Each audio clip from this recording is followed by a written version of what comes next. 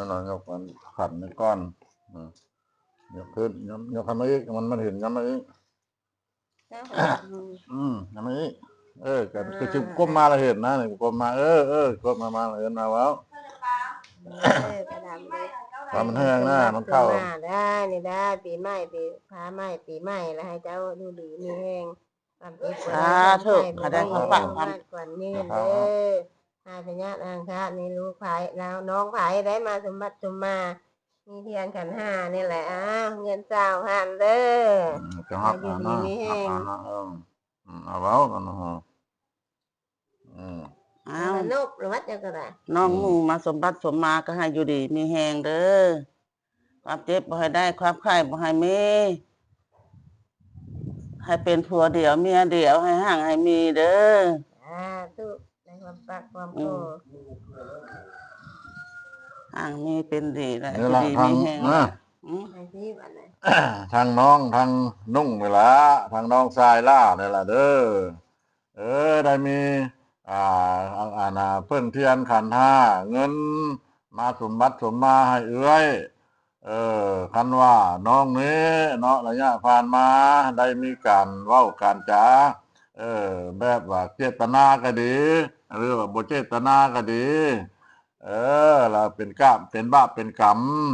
แล้วให้นี่ล่ะอโหติกาให้ลดบาปลดกรรมเด้อบ่ให้บ่มีดอกบ่ให้เป็นบาปเป็นกรรมดอกเราต่อไปหักแพงเดี๋ยวมี2คนอันนี้มีผู้โกกับผู้ล่าล่ะอายุดีมีแห้งผู้นั้นผู้นี้ก็ดีเอาหักเอาน่ะนะนั่น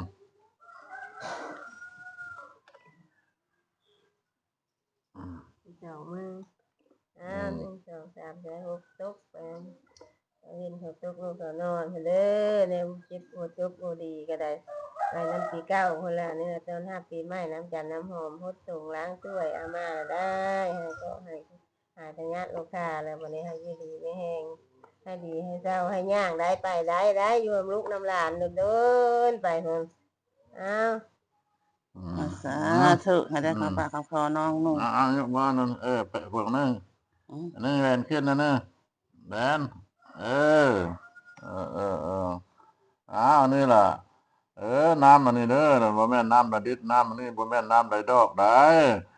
น้ำออกมาแต่ถ้ำพฤษีเด้อมาแต่พุ่นละประเทศอินเดียไหลมาตามแม่น้ำคงคามาฮอดบ้านฮอดเมืองเฮาแล้วล่ะคันฮดสัญญาละญาตายฮดใส่ควายล้มฮดใส่ผู้ทุกคนแล้วล่ะอายุมั่นขวัญยืนเด้อ107 พรรษาน้ำอันนี้ละมัน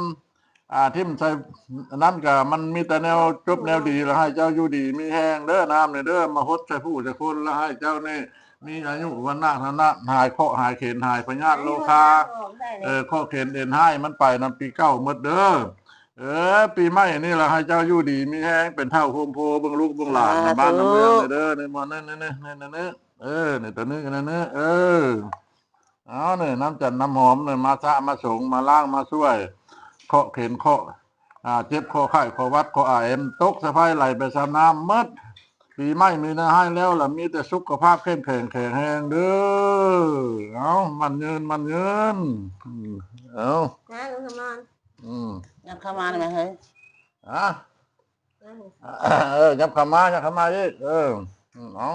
ยกสลาอีกยกสลาก็ได้นั่นคือเดียวกันละ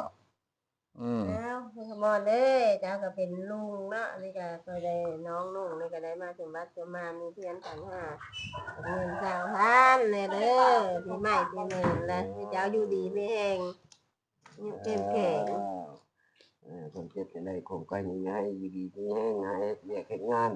ให้ปลอดภัยลูกการเมืองวิชาการให้ดีแม่งทุกคนเด้นะเอามือ1 2 3 4 6ตกไปน้ำปีเก้าเด้อพญาตินะคะก็เปลี่ยนเล่นนอนกันเลยมาฮอดเลยปีใหม่ปีเมินมาฮอดเลยกะให้เจ้าอยู่ดีไม่แห้งหายก็หายกินหายพญาติลูกค้าเจ้าอายุมันขวัญยืนอยู่น้ำลูกน้ำหลานเดินแล้วลูกเบิ่งหลานวันยืนดีมากเลย เอาล้างถ้วยน้ำจันน้ำหอมล้างถ้วยแล้วอยู่ดีไม่แห้งสุขภาพแข็งแรงอยู่เป็นโฮมใจให้ลูกให้หลานเด้อเอา แล้วอันนั้นอืม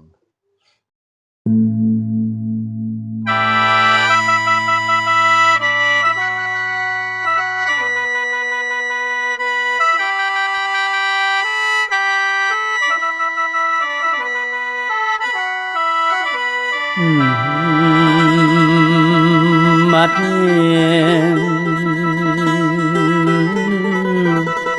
ฟังเอาถอนคำสอนโลกไม่ไผผู้ยังบ่ฮู้เครื่องแก้วสิหวนคุณฟังเอาเถิดพี่น้องเพิ่นสิหวนคนดีไผผู้มีศีลธรรมสิอยู่เครื่องค้าข้างไผเดินทางเด้อปิดเส้นทำตัวเป็นคนสัวมันสิรอดกระดงบ่มีข้างดอกแผ่นเครื่องแผ่นนี้ชื่อว่าเครื่องคำเป็นเครื่องทำคำสอน ใครมาสมบัติสมมาเอื้อยน้องเอื้อยกับซ้ำพ่อซ้ำแม่ฮะละเอาอยู่ดีไม่แห้งเด้อน้องเด้อเบิ่งมา อืม มีแห้ง เอาความเจ็บมาได้ความไข้บ่ให้มี อีละน้อยเมื่อพุ่นบ่ เมื่อเมื่อไรเย็นใช่บ่อยจ้ะ น้ำเจือนน้ำหอม น้อยๆนั่นแหละมันหนาว หา หนาวแล้วอยู่พุ่นฮะ คนตก หนาว เอาคำคูณ เอา คำ ได้ คูณ อยู่ อยู่ ได้ ดีไม่แห้งเด้อ อืม หาเงินให้ได้มือกำหาคำให้ได้มือกอบ มีซี่ขึ้นหลาย อืม อีน้อยแล้ว ไปว่าไอ้ที่อันนั้นก็ให้มันโชคมันหมานได้ อืมให้มีคนเข้าติดตามหลาย เออ ๆมือละแสน200,000คน ๆ